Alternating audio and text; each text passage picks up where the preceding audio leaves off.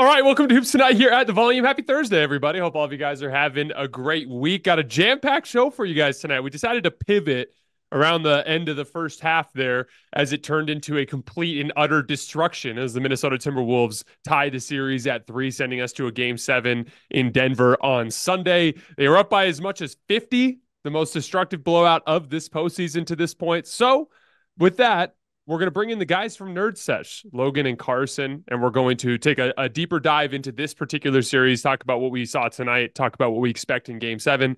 Then we're going to use tonight as an opportunity to bounce around to the other two remaining semifinal series that we have, Mavericks Thunder and Knicks Pacers. You guys know the drill. Before we get started, subscribe to our brand new YouTube channel so you don't miss any more of our videos. Follow me on Twitter at _JasonLT so you guys don't miss show announcements.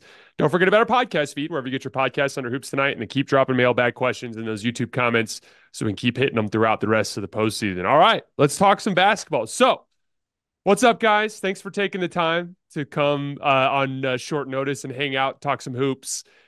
This game, it's really hard to learn much about a game where a team goes up by 50 points after they got outclassed 3 times in a row right before that, right? I said the same thing after the Knicks won game 5 at home after the Pacers tied in game 4. Like, when you play in Indiana and the Knicks get killed, and then you go back to New York and the Pacers get killed, it's very clear that effort and energy and focus is the primary determining factor. I thought that was clear in this game from the opening tip. I'm gonna pitch it to you guys, to you first, Carson. We're gonna go around. I want you guys to give your thoughts on what happened tonight. I'm gonna give you one stat before we start. Minnesota's defense tonight, another incredible performance. According to Cleaning the Glass, held the Nuggets to 65.2 points per 100 half-court plays. They outscored them by 41.1 points per 100 half-court possessions. It was a complete and total destruction. What did you notice tonight, Carson? Well, I think you hit on the key point, which is that this was clearly going to be a bad Denver game. Not from the jump, right? Because early they were actually getting out in transition and they got out to that 9-2 lead, but pretty clearly thereafter, once you see the 20-0 run. And I think that we have to give a lot of credit to Minnesota for that, because this is a fantastic defense. I believe one of the best defenses that we've seen this century. And the last few games didn't change that. That was just an all-time offense winning out against still a great defense. And in this game, there was a reversal. To me, it immediately felt more like game 2. This was a very physical game from Minnesota defensively. The ball pressure actually had a substantial impact at a few points, which we've seen Denver has found ways to negate over these last few games. But like, there's the bad Jamal Murray turnover early. And they were much more physical, and I thought they did a really good job on Jokic as well. Super active with their hands. They're getting those back taps. They're poking balls out just like they were in game 2 at a ridiculous level. And they did a really good job of forcing anybody other than Jokic to beat them. I thought last game's game plan was just shockingly bad from Minnesota in terms of how willing they were to allow Jokic to work in single coverage. Now, there came a point where he started specifically hunting that stuff. He was like, okay, I'm not going to let Rudy roam. I'm going to force a switch here, and then you're not going to send help when I have Gobert on me. But like, he was just allowed to really toast them in that game. And they have seen by far their most success against him and this Nuggets offense in this series when they send doubles. In game 2, that was the single biggest thing. With Rudy off the floor, they didn't really have a choice, but they doubled the hell out of him. And they just have such an athletic advantage. Their rotations were so excellent in that game. They were running dudes off the line. They were forcing contested threes, and they just sped up that offense and they threw it into the chaos. And that's what happened in this game again. It felt like the Nuggets completely lost their sense of self, and they were just operating at this very hectic pace that was clearly to their disadvantage. Like, you have early shot clock Aaron Gordon threes, and I know that he shot the ball quite well from beyond the arc in this series, but you don't like those looks. Early shot clock Jokic threes with how he's been shooting over this postseason, you don't love, and you would just like for them to work to get a better shot. Off of these Jokic doubles, oftentimes they're just taking like the first catch and shoot three that they get instead of trying to consistently swing that ball and put the defense further into rotation. And I just thought that things got worse and worse for them, and the issues compounded. And then you have like Aaron Gordon forcing an ISO on Gobert, missing a turnaround. He dribbles off his foot, trying to attack Cat. The non-Jokic minutes were awful in the first half offensively. And ultimately, as well as Minnesota defended, and as much as Denver was thrown off their rhythm, they also just couldn't make a shot. Like, even when they got a good open look from deep, it didn't matter. They were 4 of 21 from three in the first half, I believe. And Rudy also did an incredible job protecting the rim in this game. And I thought forced a number of tough misses in the paint where Jamal is just way off on a floater. Christian Braun doesn't even want to put up a shot. Like, his presence was monstrous in this game. And he really kept them from scoring in the paint. And when they're struggling to score from deep as they were in this game, that is obviously a massive factor. And Jamal was brutal. 1 of 10 in the first half. Really disappointing effort. I thought that Ant did a great job on him. I thought, again, this was a very physical performance, and that threw him off his rhythm. He was also just missing open shots. So the offense broke down, but I was really disappointed by just the effort as well. They allow 11 offensive rebounds just in the first half. You have that sequence to end the half when, yeah, they've been down big for the entire period, but they're finally building some semblance of momentum. And Aaron Gordon throws the ball up into the air, and then they just concede an easy offensive rebound to Jaden McDaniels. And from that point forward, it was like awful rotations. You get a Jokic lazy turnover. He wasn't protecting the ball like he has been. Just a really bad letdown performance from them, facing a team on the road that is, first of all, going to pride themselves on the defensive side of the ball, and they're going to start their effort there. They are going to bring the physicality, if it is allowed, more so than anybody else in the league. They are more athletic than you. And so if they are giving a bunch of effort and you aren't, you can just get smacked in the mouth. And that very much happened in this game.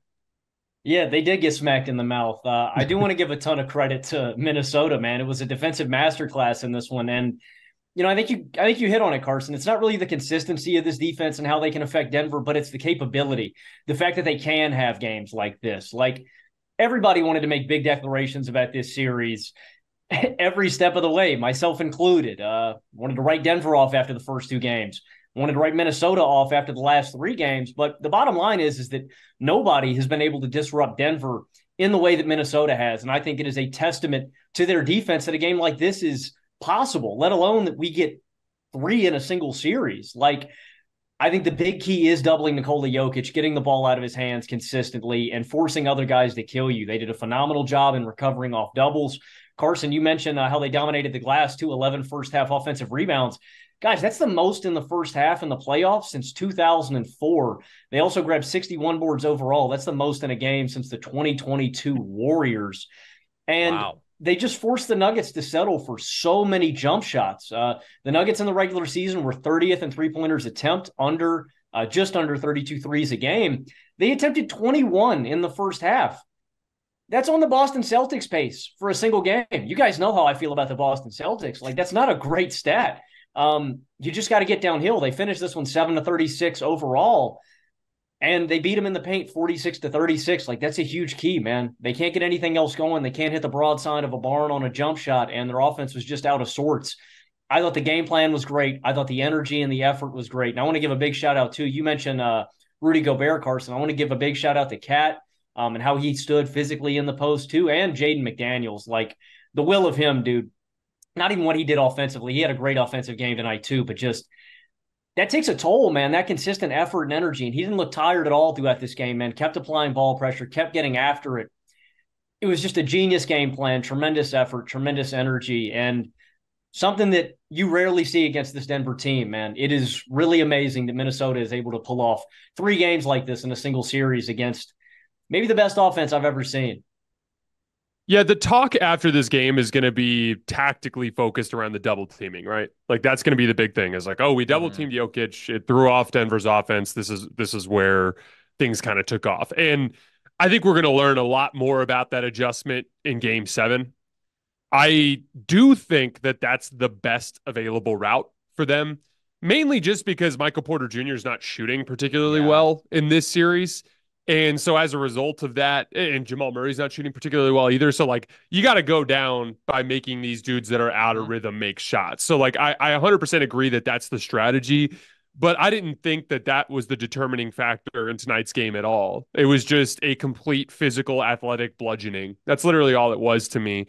And, one of the things we noticed, and we saw this at the opening stretch in the first quarter of game 1, pretty much throughout game 2, and then throughout the game tonight, like, one of the big things that Minnesota's defense has done to Denver for stretches is speed them up. And Carson, you specifically referenced this, but this really like kind of showed through for me at the end of the first quarter tonight, where it's like you just see them making uncharacteristic non-Denver Nuggets types of plays. Like you said, rushing a jump shot when there's an opportunity to get something better.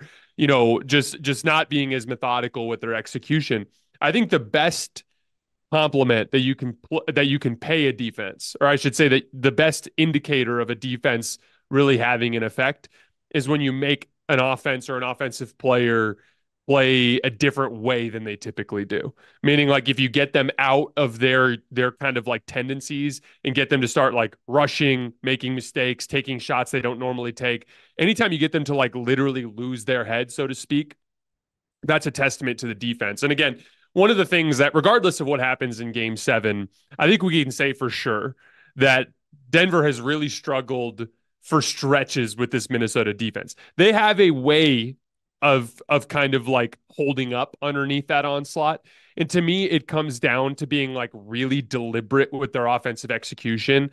It kind of reminds me of game 3, where it's like just being really good about handling ball pressure, being patient to get the ball up the floor into your spots, setting really good screens, kind of executing from there. Honestly, like there was a stretch early second quarter where Jokic stayed on the floor where he typically doesn't. And I think they did that. I think Michael Malone did that on purpose to try to kind of regain control of the situation before he put Jokic out, because he knew 31-14 or whatever the score was at the end of the first quarter, you bail on Jokic there, it could be a 27-point game in a matter of minutes, right? And honestly, during that stretch, they generated multiple wide open threes off of the Jokic doubles, and they were missing them. But what happened was they got a few offensive rebounds and got a couple putbacks. And then they went down to the other end. They locked in. They got stops. They actually kind of methodically worked it down to 11, even though they weren't shooting well. And then as soon as Jokic checked out of the game, it was 19 in 90 seconds. Like it was over that fast. And so really like that to me is like the kind of like the kind of ebb and flow of this series. Minnesota's defense is oppressive, but Denver is capable of executing against them and scoring. Carson, you had a tweet that you sent out after game 5 that I thought was really, really fascinating, that Denver had a 127 offensive rating in those 3 games against this defense that we all think is the best, right? And what's crazy about that is Boston had the best offense in the league this year at a 122 offensive rating. So just think about that. That's the level of production you were getting out of that Denver offense. We know that they're capable of scoring against them. They just have to be really deliberate with their execution. As soon as they let go of the rope a little bit, the problem is Minnesota's way more athletic than them. And so as soon as they do let go of the rope in terms of like their discipline and execution, it's not just that they lose, they run into a buzzsaw. And that's why we're seeing these like blowouts in game 2 and in game 6, where it's like when they let go, they just can't hang. But before we kind of move forward, I want to make sure that we appropriately kind of focus on Minnesota here, because Minnesota has their flaws. You two and us, or you two and myself, we've discussed that specific set of flaws all season long, having to do with some of their offensive limitations, especially if you can force Anthony Edwards to give up the basketball, since he's playing like prime Kobe and MJ these days, right? So like there is obviously limitations there, but their defense is real. They're capable of shaking their opponent's foundation, and when they do, it doesn't really matter what their other flaws are. It's almost like confidence takes over, and then all of a sudden Jaden McDaniels gets going offensively. All of a sudden, like Mike Conley starts being super aggressive and hitting pull-up threes and other pull-up jump shots. And like, I just want to credit Minnesota. I thought they played a hell of a game. I thought Anthony Edwards had an incredible bounce back after that rough game 5. Actually, there was a report that he went to one of the staffers for Denver and was like, see you in game 7. That's writing a check, and he had to cash it today, and he did. And so I just want to shout those guys out. So here's the thing. I still think that Denver is capable of executing and beating this team in game 7. However, the problem with this is you now have put yourself in a situation where the variance of a single basketball game can get you eliminated. And so there's a considerable amount of risk here. As far as it pertains to game 6, I don't really necessarily, and I said this to you guys before we actually went live, I don't really see tonight as a huge down mark for Denver in the sense that it's just really hard to beat a team 4 times in a row under any circumstances, let alone a really good team, right? The damage they did was the damage they did in the first 2 games. By dropping those first 2 games, they put themselves in a predicament where they were almost certainly going to face a game 7 if they were to win the series. Now here we are. And I'm going to toss it to you first, Logan. As we head into game 7, I'm assuming we all are sticking with our Denver pick. Do you still remain confident there, or do you feel like Minnesota has them on the ropes and has a chance to win? Confidence, an interesting word. I wouldn't say confident. I'm hopeful. There's just still other things that need to swing back in Denver's way for them to win. I mean, I think the biggest thing is the supporting cast. Like, this game is a complete indictment on the supporting cast and what they've done this series. And the first guy that you got to point the finger at is Jamal Murray. Like, the thing with Jamal, too, is he's a rhythm guy, right? And a lot of scorers and a lot of shooters in the NBA are like that, man. You get that first one to go through the nylon, and it's like, all right, I'm going to have a good game. And I felt like you could see the confidence kind of leave Jamal's body as this game went along. Like, he starts out this game 0-4, 0-5, and then he's getting these open mid-range looks that he would put up without any hesitation if his shot was falling. Then he starts being passive. It's like what you said, Jason, about a great defense getting you off of your game. And he missed enough early, and they got him off his game where he was second-guessing himself and being more passive and passing up open looks. Like, it's a broad blanket statement that you could make for almost any team, but like, the second guy's got to pull his weight. He's got to play so much better. Game 1, game 2, this is game 1 and game 2. 13 points on 37% true shooting. And this one, he's 10 points on 4 of 18 and 2 of 7 from deep. Like, he's got to be better. Michael Porter Jr. has got to be better, man. In round 1, he was probably Denver's second best player against LA. Like, they needed him. 23 points on 70% true shooting. And this one, in this series overall, he's 12 points on 55% true shooting. And a big thing here with Denver is the fact that they don't have a luxury of depth here. They don't have role players that they can turn to. Guys, their bench in this game, and they've talked about the bench in this series a ton. And I think that's an interesting factor to look at. Is Holiday going to hit his open looks? Is Christian Braun going to do is he going to do something? In this one, they shoot 4 of 28. The bench does for Denver. Like, they don't really have margins offensively if MPJ and Jamal aren't pulling their weight. They don't have avenues to easy offense. Like, maybe the boring take, Denver's got to bring energy. They got to bring more effort, obviously. Or Jamal and MPJ going to hit a freaking shot, man. If they can't, it's wraps. Like, Minnesota's going to steamroll them once more. And Jokic can make all the right reads, man. He can make all the right passes. If they're diverting this kind of defensive attention to Jokic and the Nuggets supporting cast is not going to make them pay, they're not going to win. So it may be a boring answer, but like, the number 2 and number 3 just have to hit open shots, man. They got to alleviate some of this pressure off of Jokic, because once they do, and you got to stop doubling Jokic as much, it opens up the floor for him. Everything for Denver gets going. It's on those 2 guys to get it going in game 7. Absolutely. Those guys have to be way better. Aaron Gordon, who has been really good in this series, I thought just the decision-making tonight, again, he was just chaotic in the first half of this game, and I thought that was costly where he has been so good. But I do expect Denver to win, and a big reason is that so much of what we've talked about has been an issue of focus and of effort and of consistency, which really has been the polar opposite of the Denver team that we saw last year. Like, that's what's so stunning to me, is where they really separated from the pack last year was just the consistency of their offensive process, taking care of the basketball, always engaged defensively. They didn't have like a bad game in all of last postseason. They didn't lose a game by double digits. Whereas this year, we've seen obviously all the slow starts and all the carelessness against the Lakers, and they pulled through because they're just that much better. But then you have this series, just the bludgeoning that they take in game 2, which I thought was more about like an all-time effort by Minnesota's defense. But of course, like, they got sped up and thrown off their rhythm, and they weren't ready for that battle. In this game, they just don't have the focus.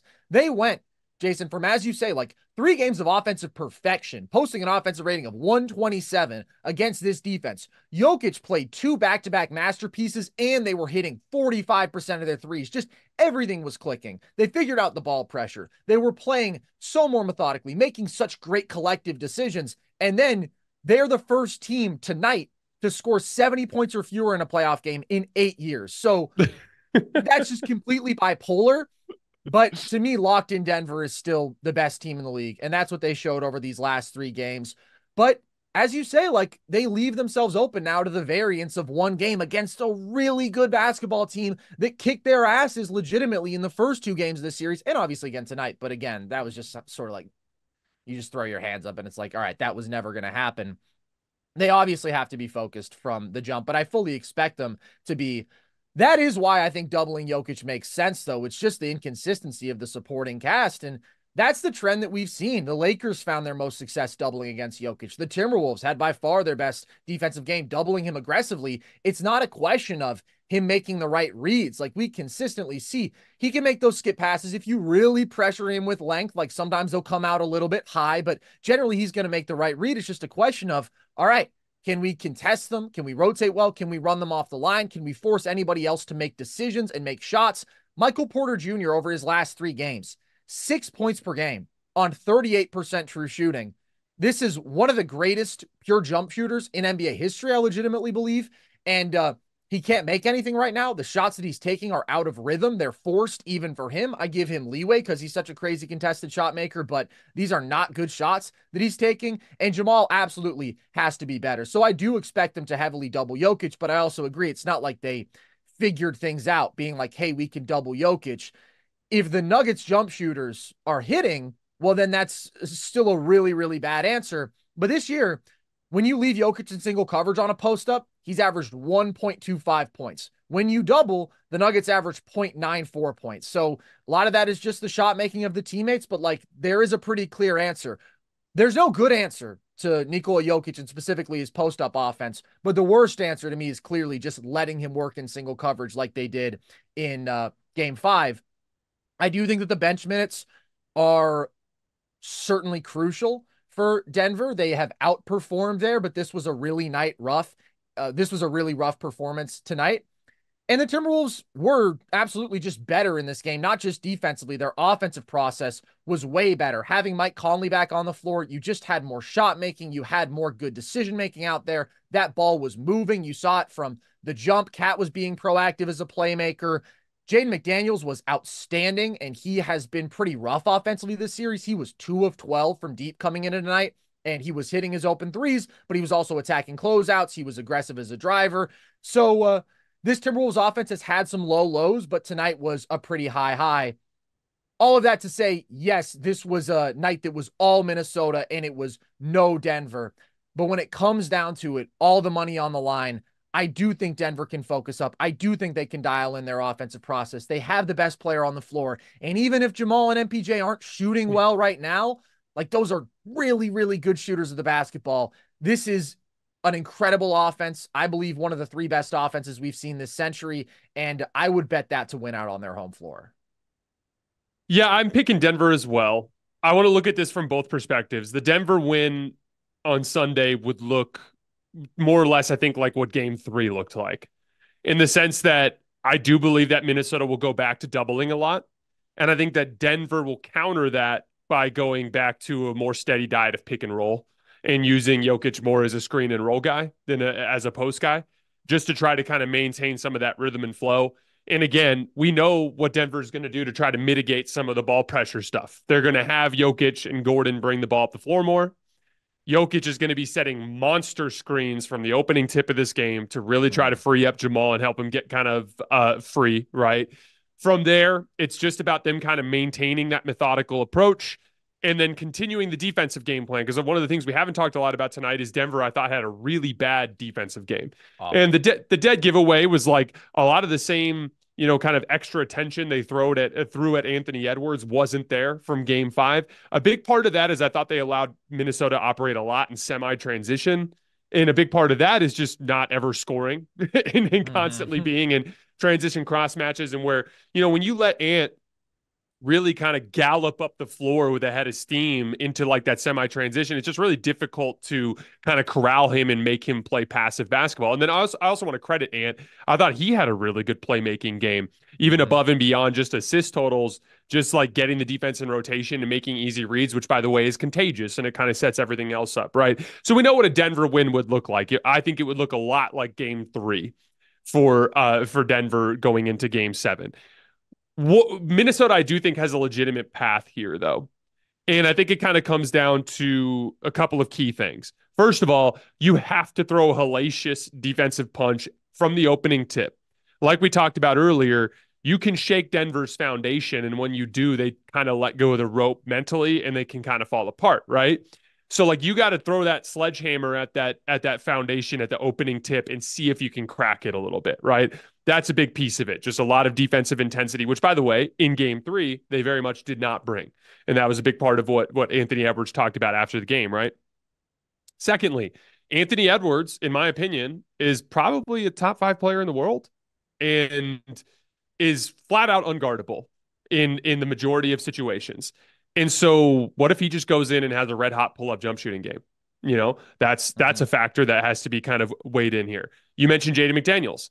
He got kind of going in a big way offensively tonight. Some of the stuff like Kat and Naz Reid posting up, a big part of that I thought was Denver didn't really bring the physicality. I think they've demonstrated that they can flatten out Cat's post-ups and turn him into more of an over-the-top shot maker and kind of limit his effectiveness. I do agree that Mike Conley, just in a lot of ways, is just kind of like glue guy is kind of like a cliche that we use in basketball, but he just kind of makes everything come together, especially with this decision making of that group, right? So, like again, I'm picking Denver, but Minnesota absolutely has a chance to win this game. There's a pathway for them there. I wouldn't even say they have a chance. There is a version of this game that they will win if things go a certain way. They have that type of firepower, and so. This to me, I would put it roughly. We'll go around quickly. I'm going to put it at about like 65-35 in favor of Denver. What do you think, Carson? That is exactly what I was going to say. And I agree with everything that you laid out, but I do expect Denver to be much more prepared for the physicality of this game, to be prepared for that sort of hellacious defensive effort. Like if you're not in game 7 and if you are, as you say, just giving the sort of lazy defensive effort that we saw tonight. I thought some of the rotations were really poor. That's not going to happen in a game 7. So yeah, I think 65-35 is a good spot. Yeah, that's the exact same number I'd say too. No way. Yeah, no, that's so weird. That's so weird. I was going to go 70-30, but I was like, that's a good number. You guys are cowards. That's a good number. No, I wanted to see Carson. I wanted Carson to come out with like the 97-3. Like I wanted Carson to lean into his Jokic stand-up with full force. Minnesota is great. I think these are the 2 best teams.